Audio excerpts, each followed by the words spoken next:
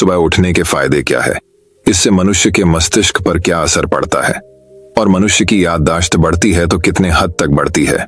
सुबह उठने वाला आदमी जवान दिखता है या नहीं, इसके पीछे का एक अनोखा रहस्य हम आज के इस वीडियो में कहानियों के माध्यम से जानेंगे। तो बिना देर किए चलिए उन कहानियों की शुरुआत करते हैं। पहली कहानी, साधु और राजा। ऊंचे ऊंचे पहाड़ों और हरे भरे जंगलों के बीच बसे एक राज्य में एक बुद्धिमान साधु और एक महान राजा रहते थे, जिनके रास्ते एक ऐसी कहानी में गूंथे हुए थे जो समय के गलियारों में गूंजती थी।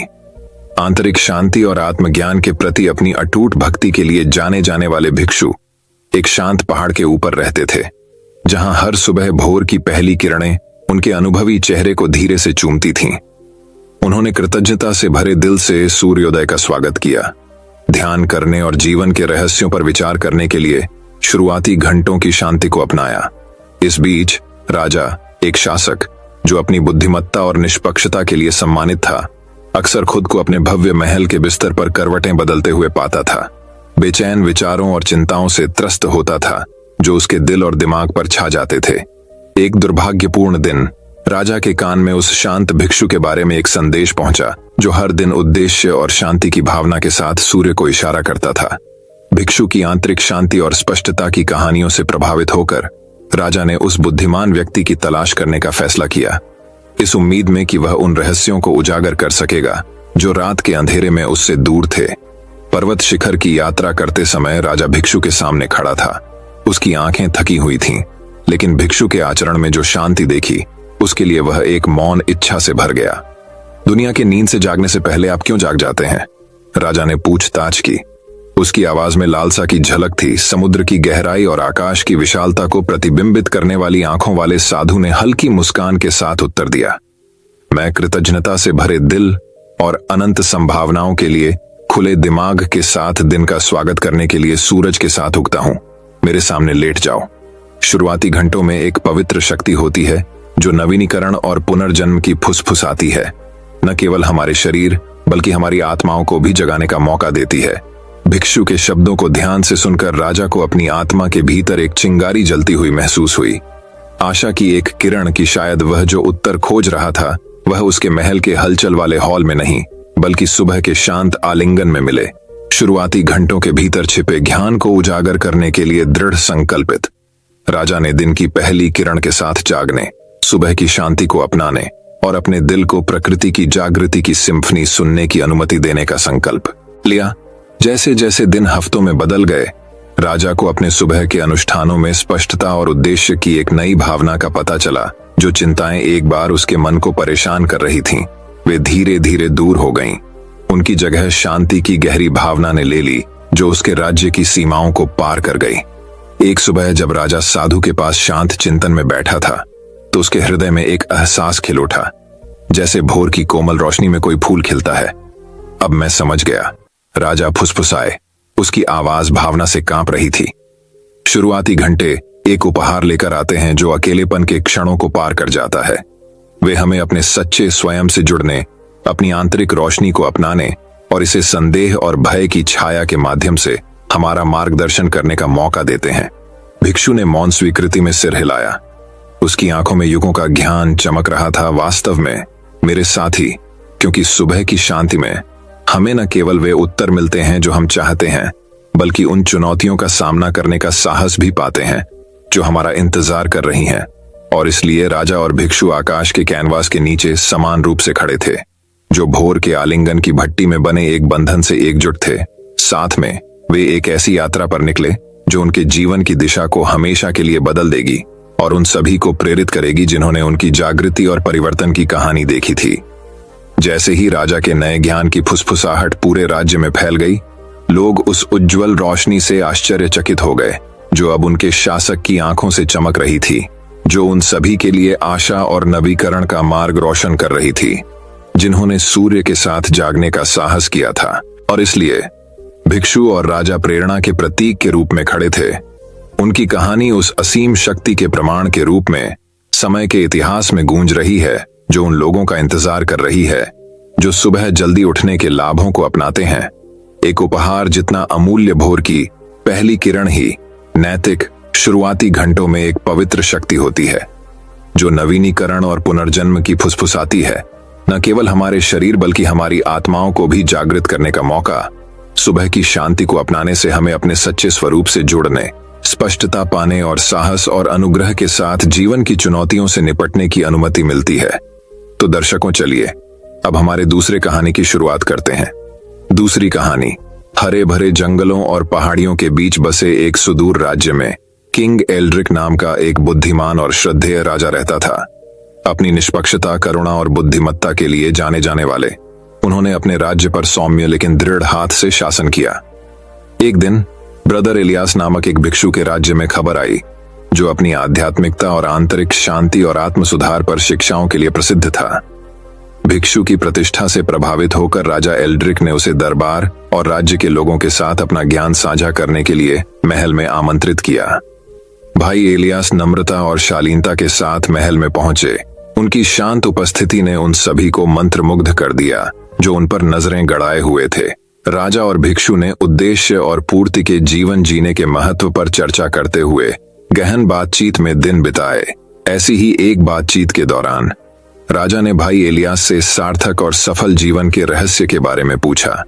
भिक्षु ने धीरे से मुस्कुराते हुए उत्तर दिया, महाराज, उद्देश्यपूर्ण जीवन की कुंजी हमारे द्वारा अपनाई जाने वाली दैनिक आदतों और दिनचर्या में निहित है, और सबसे शक्तिशाली आदतों में से एक जिसे आप अपना सकते हैं वह है सुबह जल्दी उठने का अभ्यास। उत्सुक होकर राजा एल्ड्रिक ने जल्दी उठने के लाभों के बारे में और पूछताछ की।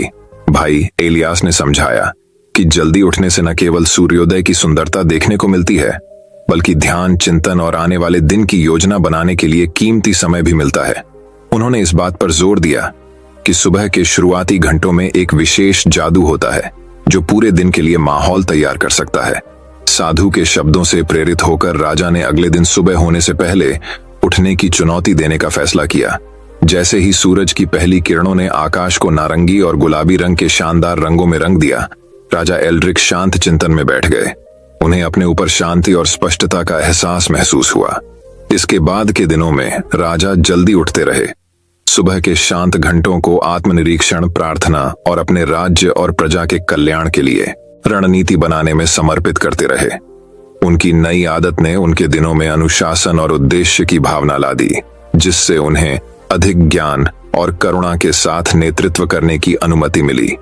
जैसे जैसे समय बीतता गया, राजा एल्ड्रिक के जल्दी उठने का प्रभाव पूरे राज्य में स्पष्ट होने लगा। उनकी प्रजा ने अपने शासक में एक नए जोश और ऊर्जा की भावना देखी, जो अधिक चौकस और शासन और न्याय के मामलों में लगे हुए लग रहे थे। राजा के मंत्रियों और सलाहकारों ने भी उनके निर्णय लेने और नेतृत्व शैली में सकारात्मक बदलाव देखा। इसका कारण उनकी जल्दी जागने की नई आदत को बताया। राजा एल्ड्रिक के शासनकाल में राज्य समृद्ध हुआ। इसके लोगों के बीच शांति और सद्भाव व्याप्त था। एक दिन जब भाई इलियास राज्य से विदाई लेने और अपने मठ में लौटने की तैयारी कर रहे थे, उन्होंने राजा से मिलने की इच्छा जताई। अपनी अंतिम बैठक में भिक्षु ने जल्दी उठने की प्रथा को अपनाने के लिए राजा एल्ड्रिक की सराहना की और एक विदाई उपहार साझा किया, एक सुनहरी पॉकेट घड़ी जिस पर कार्पे डायम सीज द डे लिखा हुआ था। अपनी आंखों में कृतज्ञता के आंसू के साथ राजा ने उपहार स्वीकार किया और भाई इलियास को उनकी बुद्धिमत्ता और मार्गदर्शन के लिए धन्यवाद दिया। जैसे ही भिक्षुक चला गया, राजा एल्ड्रिक ने उस गहन प्रभाव पर विचार किया जो दिनचर्या में एक साधारण बदलाव ने उनके जीवन और शासन पर लाया था। उस दिन के बाद से राज्य के लोग भिक्षु और राजा के बारे में श्रद्धापूर्ण स्वर में बात करने लगे और कहानी साझा करने लगे कि कैसे एक बुद्धिमान भिक्षु की जल्दी उठने की सलाह ने एक महान शासक को बदल दिया और बदले में उनकी प्रिय भूमि का भाग्य बदल दिया।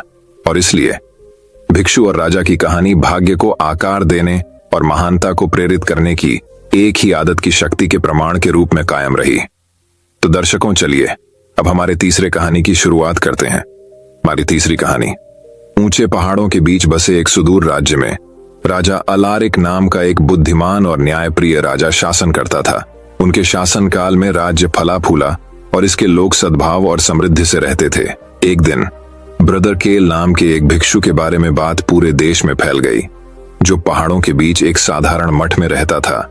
ऐसा कहा जाता था कि भाई केल के पास महान ज्ञान, आंतरिक शांति और परमात्मा के साथ गहरा संबंध था। भिक्षु की शिक्षाओं के बारे में उत्सुक होकर राजा अलारिक ने भाई केल से मिलने के लिए यात्रा शुरू करने का फैसला किया।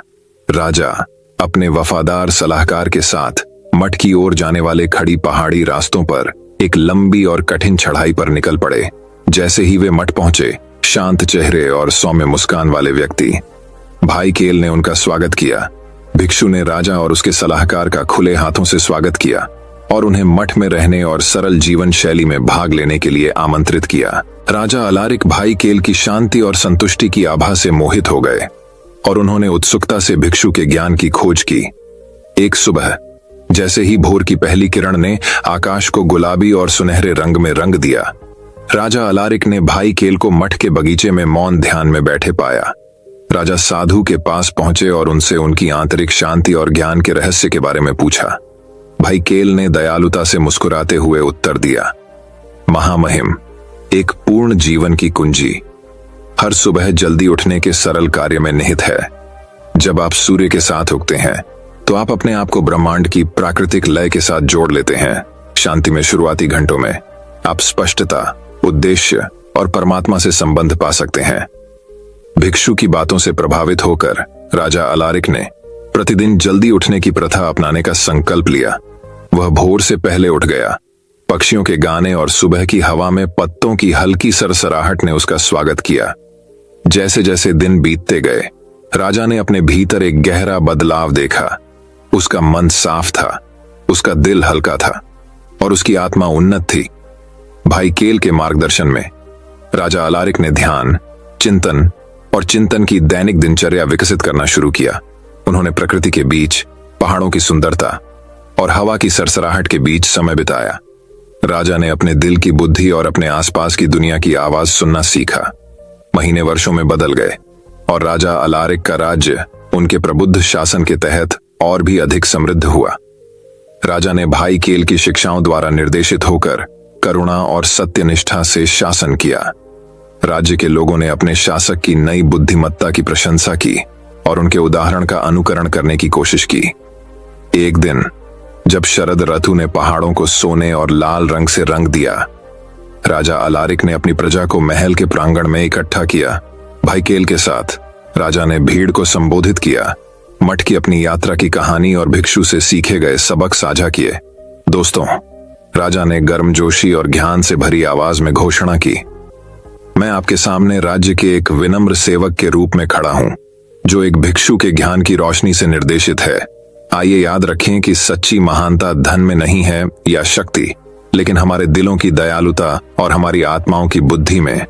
हम सभी सुबह के साथ उठें, प्रत्येक दिन को कृतज्ञता के साथ स्वीकार करें और शांति और ज्ञानोदय के मार्ग पर एक साथ चलें। जैसे ही सूरज पहाड़ों के पीछे डूब गया, राज्य पर गर्म चमक बिखेरते हुए लोगों ने खुशी मनाई और अपने प्रिय राजा की सराहना की। और उस पल में दिन की धुंधली रोशनी के नीचे राजा अलारिक और भाई केल उन सभी के लिए आशा, एकता और प्रेरणा की किरण के रूप में एक साथ खड़े थे जिन्होंने उन्हें देखा था। और इस तरह भिक्षु और राजा की कहानी पहाड़ों के बीच फुसफुसाती एक किंवदंती बन गई, जो जल्दी जागने, ज्ञान को अपनाने और खुले दिल से जीने की परिवर्तनकारी शक्ति की याद दिलाती है। तो दर्शकों, चलिए अब हमारे चौथे कहानी की शुरुआत करते हैं। चौथी कहानी, सेरेंडिपिटी के प्राचीन साम्राज्य में आशेर नाम का एक बुद्धिमान भिक्षु रहता था, जो अपने गहन ज्ञान, आध्यात्मिकता और शांत व्यवहार के लिए दूर दूर तक जाना जाता था। वह राज्य के बाहरी इलाके में एक साधारण मठ में रहते थे, जहां जीवन के सभी क्षेत्रों से लोग उनसे सलाह और मार्गदर्शन लेने आते थे। एक दिन सेरेंडिपिटी के राजा अलेक्जेंडर ने भिक्षु की प्रतिष्ठा के बारे में सुना और उससे मिलने का फैसला किया। राजा एक शक्तिशाली शासक था, लेकिन वह अक्सर अपनी जिम्मेदारियों के बोझ और अपने राज्य की मांगों से परेशान रहता था। उसे आशा थी कि भिक्षु उसे अपना बोझ कम करने के लिए कुछ ज्ञान प्रदान कर सकता है। जैसे ही राजा अलेक्जेंडर मठ के पास पहुंचे, वह इसकी सरल सुंदरता और शांतिपूर्ण वातावरण से चकित रह गए। उसने आशेर को आंगन में सुगंधित फूलों और चहचहाते पक्षियों से घिरा हुआ शांति से बैठा पाया। साधु ने गर्मजोशी भरी मुस्कान के साथ राजा का स्वागत किया और उसे अपने पास बैठने के लिए आमंत्रित किया। आपका स्वागत है महामहिम, आशेर ने कहा। आज तुम्हें मेरे विनम्र निवास में क्या लाया है? राजा ने आदरपूर्वक सिर झुकाया और उत्तर दिया, महान भिक्षु आशेर, मैं आपकी बुद्धि जानने आया हूं। मैं इस राज्य का शासक हूं, लेकिन मैं अक्सर अपने कर्तव्यों से अभिभूत महसूस करता हूं। मैं अपने जीवन में शांति और संतुलन पाने के लिए संघर्ष करता हूं। कृपया मार्गदर्शन करें। मैं आंतरिक सद्भाव की राह पर हूं। आशेर ने राजा के शब्दों को सोच समझकर सुना और फिर धीरे से बोला, महामहिम, शांति और संतुलन पाने की कुंजी सुबह जल्दी उठने के सरल लेकिन शक्तिशाली कार्य में निहित है। जब आप सूर्य के साथ उगते हैं तो आपका स्वागत किया जाता है।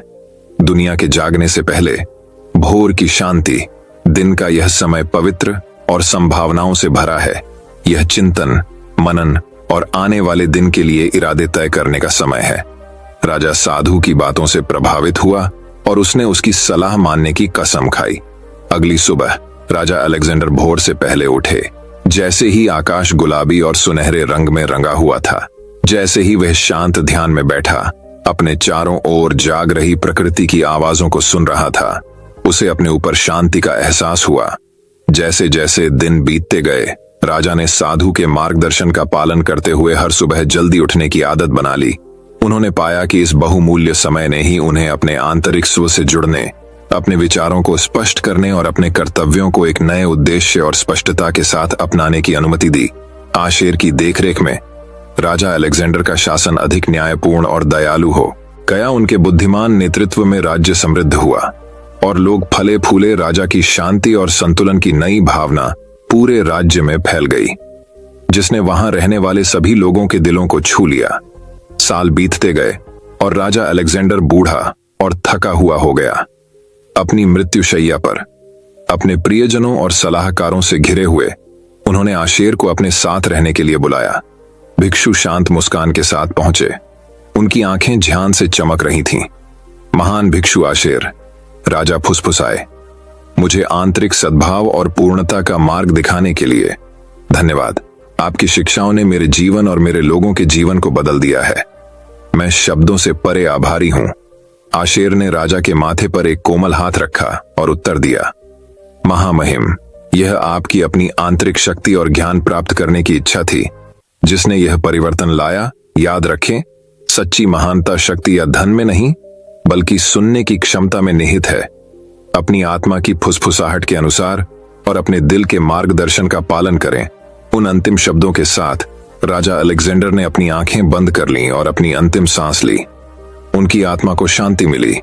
राज्य ने अपने प्रिय शासक की मृत्यु पर शोक व्यक्त किया, लेकिन उसे अपने पीछे छोड़ी गई ज्ञान और करुणा की विरासत से सांत्वना मिली। और इसलिए बुद्धिमान साधु और प्रबुद्ध राजा की कहानी युगों युगों तक सुबह जल्दी उठने, आंतरिक ज्ञान की आवाज सुनने और दयालु हृदय के साथ नेतृत्व करने के गहन लाभों की याद के रूप में प्रसारित की गई। तो दर्शकों, चलिए अब हमारे 5वीं कहानी की शुरुआत करते हैं। 5वीं कहानी पहाड़ियों और हरे भरे जंगलों के बीच बसे एक शांतिपूर्ण राज्य में किंग एलिस्टेयर नाम का एक बुद्धिमान और परोपकारी राजा राज्य करता था। उनका शासनकाल समृद्धि और सद्भाव से चिह्नित था, जो उनके न्यायपूर्ण शासन और अपनी प्रजा की भलाई के प्रति अटूट प्रतिबद्धता के माध्यम से अर्जित किया गया था। दूर दूर से लोग उनकी सलाह और ज्ञान प्राप्त करने के लिए यात्रा करते थे। राज्य के किनारे पर एक विचित्र मठ में ब्रदर सेड्रिक नाम का एक विनम्र भिक्षु रहता था।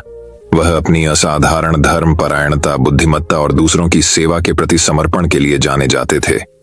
हर सुबह जैसे ही भोर की पहली किरणें आकाश को गुलाबी और सुनहरे रंग में रंग देती थीं, भाई सेड्रिक प्रकृति की शांत सुंदरता से घिरे हुए ध्यान में गहरे डूबे हुए पाए जाते थे। एक दुर्भाग्यपूर्ण दिन राजा के दरबार में खबर पहुंची कि एक पड़ोसी राज्य ने अपने क्षेत्र और शक्ति का विस्तार करने के इरादे से युद्ध की तैयारी शुरू कर दी है। राजा एलिस्टेयर जानते थे कि उन्हें अपने लोगों और अपने राज्य की रक्षा के लिए शीघ्रता से कार्य करना होगा। मार्गदर्शन के लिए बेताब उसने भाई सेड्रिक की बुद्धिमत्ता प्राप्त करने का निर्णय लिया, जो अपनी अंतर्दृष्टि और दूरदर्शिता के लिए दूर दूर तक जाने जाते थे। अगली सुबह सूरज उगने से पहले ही राजा एलिस्टेयर मठ की ओर चले गए, जहां उन्होंने भाई सेड्रिक को ध्यान में डूबे पाया। चिंता से भारी हृदय के साथ राजा ने धैर्यपूर्वक साधु के चिंतन से बाहर आने का इंतजार किया। जैसे ही भोर हुई, भाई सेड्रिक ने अपनी आंखें खोलीं और राजा की ओर मुड़े। उनकी अभिव्यक्ति शांत लेकिन ज्ञान से भरी थी। महामहिम, उन्होंने शुरू किया, जीत का रास्ता आपकी सेनाओं की ताकत में नहीं, बल्कि आपके संकल्प की ताकत और आपके उद्देश्य की स्पष्टता में निहित है। अपने लोगों को जीत की ओर ले जाने के लिए आपको सबसे पहले अपने भीतर के अंधेरे पर विजय प्राप्त करनी होगी, अपने आप को। राजा ने ध्यान से सुना जब भाई सेड्रिक ने अनुशासन की शक्ति, भोर की शांति में शांति और स्पष्टता खोजने के लिए सुबह जल्दी उठने के लाभों के बारे में बात की। उन्होंने आगे आने वाली चुनौतियों का सामना करने के लिए आत्मचिंतन, आंतरिक शक्ति और ज्ञान विकसित करने के महत्व के बारे में बात की। भाई सेड्रिक के शब्दों से प्रेरित होकर राजा एलिस्टेयर ने हर सुबह जल्दी उठने, अपने दिमाग को शांत करने और अपनी आंतरिक आवाज का मार्गदर्शन लेने की कसम खाई। नए उद्देश्य और दृढ़ संकल्प के साथ वह अपने राज्य में लौट आया और किसी भी परीक्षण का सामना करने के लिए तैयार हो गया। अगले दिनों में जैसे ही राज्य युद्ध के लिए तैयार हुआ, राजा एलिस्टेयर ने अपने भीतर एक बदलाव देखा। शांत चिंतन में बिताई गई शुरुआती सुबहों ने उन्हें स्पष्टता और उद्देश्य की भावना दी, जिससे उनका ध्यान केंद्रित हुआ और उनका संकल्प मजबूत हुआ। प्रत्येक बीतते दिन के साथ उनके लोगों ने एक राजा को परिवर्तित होते देखा, एक ऐसा नेता जो भय या अनिश्चितता से नहीं बल्कि ज्ञान और आंतरिक शक्ति से निर्देशित होता था। जब पड़ोसी राज्य की सेनाओं ने अंततः राजा एलिस्टेयर के राज्य की सीमाओं पर चढ़ाई की, तो उनका सामना हिंसा और आक्रामकता से नहीं बल्कि शांति से हुआ, जो स्वयं पृथ्वी से ही उत्पन्न हुई प्रतीत होती थी। कुशल बातचीत और अटूट संकल्प के माध्यम से राजा एलिस्टेयर आसन्न संघर्ष को टालने में कामयाब रहे और एक स्थायी शांति स्थापित की, जो आने वाली पीढ़ियों तक कायम रहेगी। जैसे जैसे साल बीतते गए, राजा एलिस्टेयर और भाई सेड्रिक की कहानी राज्य में किंवदंती बन गई। राजा का शासन शांति और समृद्धि से चिह्नित था। उनकी प्रजा उनके बुद्धिमान और न्यायपूर्ण नेतृत्व में फल फूल रही थी। और यद्यपि भाई सेड्रिक मठ में अपने शांत जीवन में लौट आए, उनके शब्द और उनकी बुद्धिमत्ता उन सभी को प्रेरित करती रही जो मार्गदर्शन और सांत्वना चाहते थे। कहानी का सार यह है कि सच्ची ताकत तलवार या ताज में नहीं, बल्कि व्यक्ति की अपनी आत्मा की गहराई में निहित होती है। सुबह जल्दी उठकर शांति और एकांत की तलाश करके हम जीवन की चुनौतियों का अनुग्रह और साहस के साथ सामना करने के लिए आवश्यक स्पष्टता और ज्ञान पा सकते हैं। और आंतरिक शांति और शक्ति विकसित करके हम दूसरों को भी ऐसा करने के लिए प्रेरित कर सकते हैं। एक ऐसी दुनिया का निर्माण कर सकते हैं जहां सद्भाव और समझ सर्वोच्च हो। तो दर्शकों, चलिए अब हमारे छठी कहानी की शुरुआत करते हैं। छठी कहानी। ऊंचे पहाड़ों और हरे भरे जंगलों के बीच बसे एक राज्य में कायतो नाम का एक बुद्धिमान और विनम्र भिक्षु रहता था। कायतो अपनी करुणा, बुद्धिमत्ता और अपने आध्यात्मिक पथ के प्रति अटूट समर्पण के लिए दूर दूर तक जाने जाते थे। वह एक शांत झील के किनारे स्थित एक छोटे से मठ में रहते थे, जहां उन्होंने अपने दिन ध्यान, प्रार्थना और जीवन के रहस्यों पर चिंतन में बिताए। एक दिन आशेर नाम के एक शक्तिशाली और महत्वाकांक्षी राजा के राज्य तक खबर पहुंची, जिसने कठोरता से शासन किया और विजय और अधीनता के माध्यम से अपने साम्राज्य का विस्तार करना चाहा। राजा आशेर से उसके रास्ते में आने वाले सभी लोग डरते थे, क्योंकि वह सत्ता पाने के लिए क्रूर और निर्दयी माना जाता था। जीवन में उनके बिल्कुल अलग रास्ते होने के बावजूद भाग्य जल्द ही भिक्षु कायतो और राजा आशेर को इस तरह एक साथ लाएगा, जो हमेशा के लिए उनकी नियति की दिशा बदल देगा। वह शरद आरतू की एक सुहानी सुबह थी, जब राजा आशेर की सेना भिक्षु कायतो के मठ के पास के गांव से गुजर रही थी। जब सैनिकों ने उनके घरों को लूटा और लूटपाट की, तो ग्रामीण डर से कांपने लगे और जो कुछ भी वे चाहते थे ले लिया।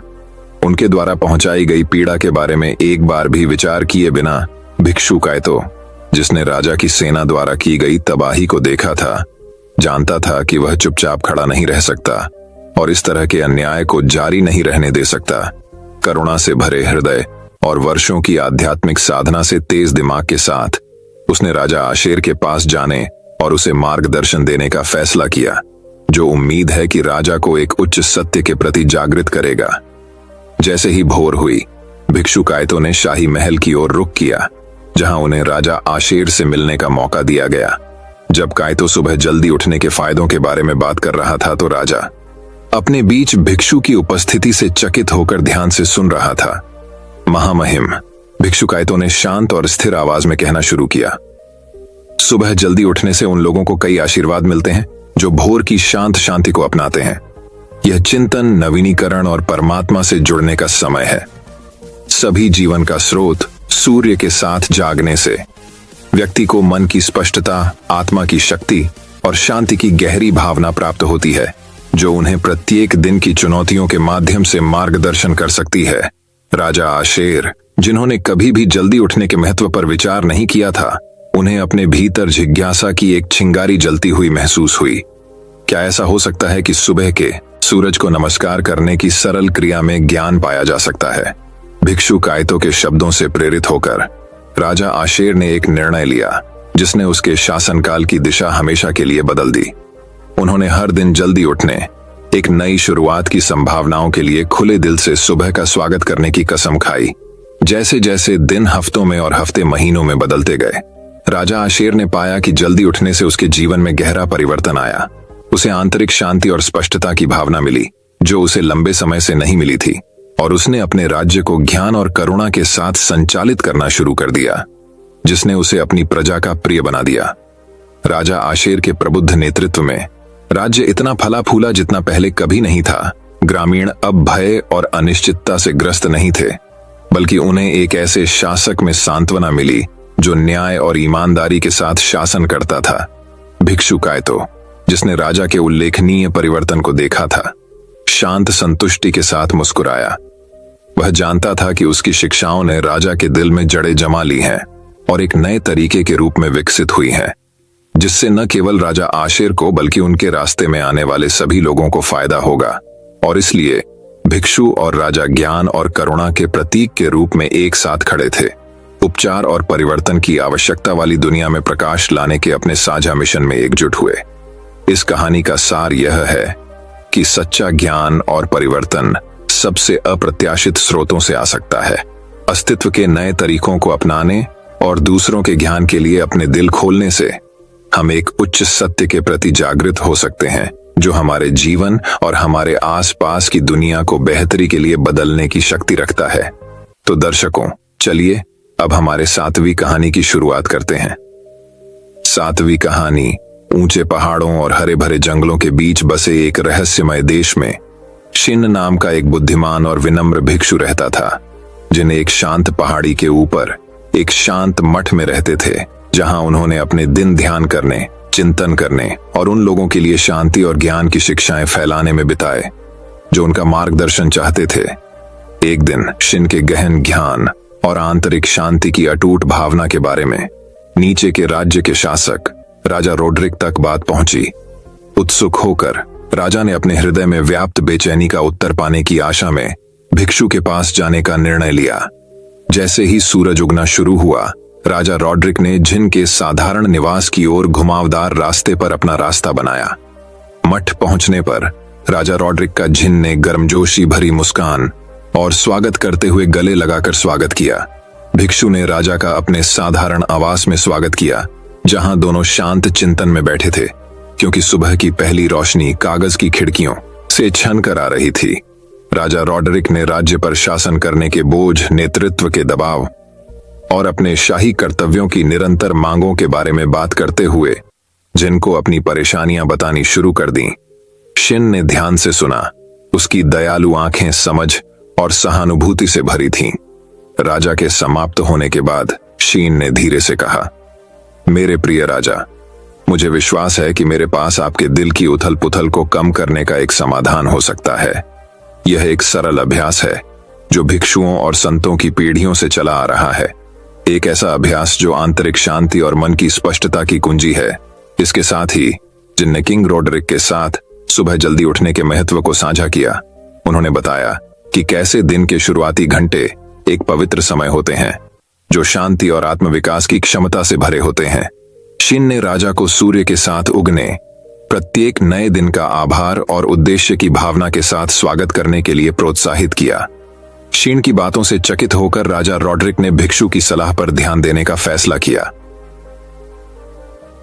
अगली सुबह भोर की पहली किरण क्षितिज को छूने से पहले ही राजा अपने बिस्तर से उठे और महल के बगीचों की ओर चल पड़े। वहां प्रकृति के जागरण की कोमल फुसफुसाहट से घिरे राजा रोड्रिक ने अपनी आंखें बंद कर लीं और अपनी सांसों पर ध्यान केंद्रित किया।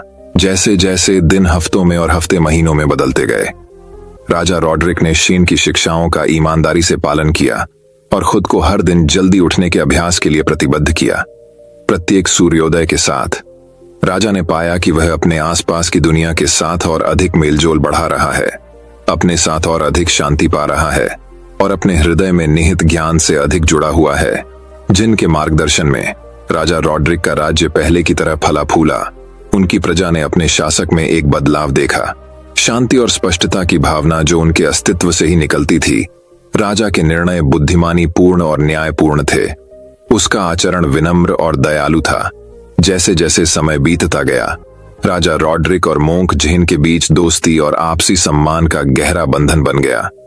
राजा ने शीन को सिर्फ एक शिक्षक के रूप में नहीं, बल्कि एक सच्चे और पोषित मित्र के रूप में देखा, जो आत्म खोज और आत्मज्ञान की दिशा में उनकी यात्रा पर एक मार्गदर्शक प्रकाश था।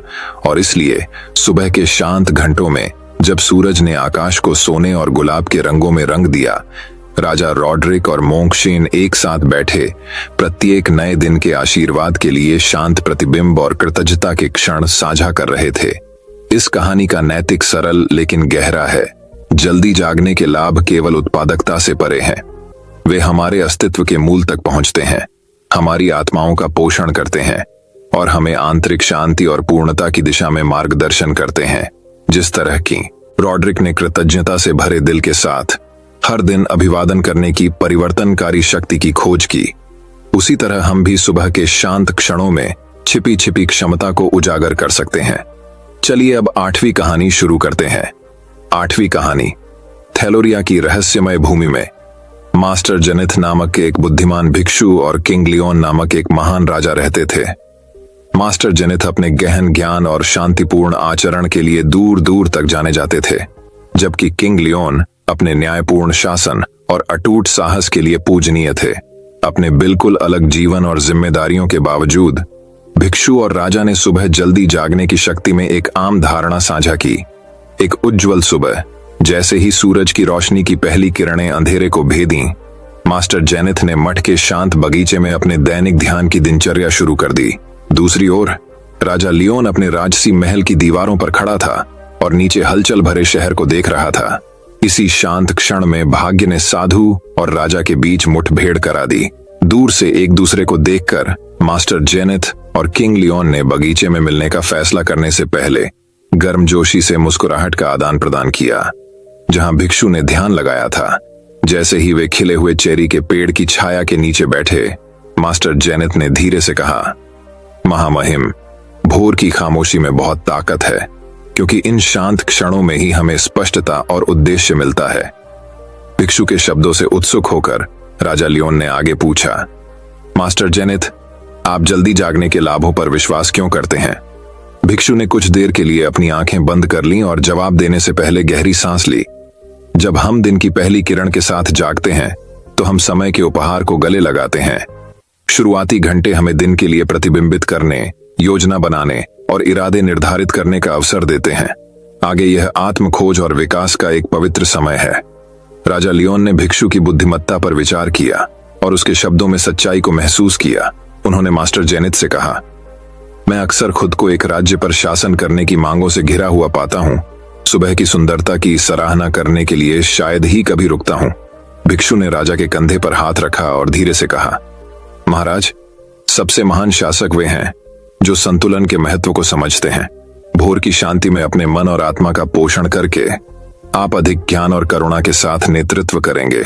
मास्टर जेनिथ की शिक्षाओं से प्रेरित होकर राजा लियोन ने हर सुबह जल्दी उठने और अपने राजसी कर्तव्यों को पूरा करने से पहले शांत चिंतन में समय बिताने का संकल्प लिया। जैसे जैसे दिन हफ्तों में और हफ्ते महीनों में बदलते गए, राजा ने अपने भीतर एक गहरा परिवर्तन देखा। उनके निर्णय स्पष्टता से निर्देशित होते थे, उनका हृदय सहानुभूति से भरा हुआ था और उनके प्रबुद्ध शासन के तहत उनका राज्य फलता फूलता था। एक दिन राज्य में एक भव्य उत्सव के दौरान राजा लियोन अपनी प्रजा के सामने खड़े हुए और उन्हें नए जोश और विनम्रता के साथ संबोधित किया। मेरे प्रिय विषयों, उन्होंने शुरू किया, यह एक कृतज्ञ हृदय के साथ है कि मैं मास्टर जेनिथ द्वारा मुझे दिए गए ज्ञान को आपके साथ साझा करता हूं। सुबह की शांति को अपनाकर मैंने नेतृत्व का असली सार और असीम क्षमता की खोज की है। वह हम में से प्रत्येक के भीतर निहित है। राज्य तालियों की गड़गड़ाहट से गूंज उठा। अपने राजा के प्रति प्रशंसा और सम्मान की गूंज से गूंज उठा। भीड़ के बीच खड़े मास्टर जेनिथ जानबूझकर मुस्कुराए।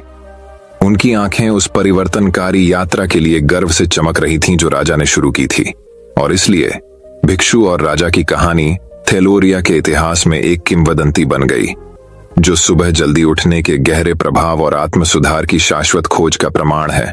उनकी कहानी की नैतिकता पूरे देश में गूंज उठी, जिसने भी इसे सुनने वाले सभी को खुले दिल और प्रबुद्ध दिमाग के साथ सुबह को गले लगाने के लिए प्रेरित किया। दोस्तों, मैं उम्मीद करता हूं कि यह कहानी सुनने से आपके जीवन में अच्छे बदलाव आए होंगे। आपको इस वीडियो से क्या सीखने मिला, ये कमेंट करके जरूर बताइए, और अपने परिवार, दोस्तों या आपके करीबी इंसान के साथ ये कहानी शेयर करके उन्हें भी इस ज्ञान से परिचित करवाए। बाकी अगर आपको ये वीडियो दिल से अच्छी लगी हो तभी इस वीडियो को लाइक कर देना, और आपने अब तक इस चैनल को सब्सक्राइब न किया हो तो चैनल को सब्सक्राइब भी जरूर कर देना।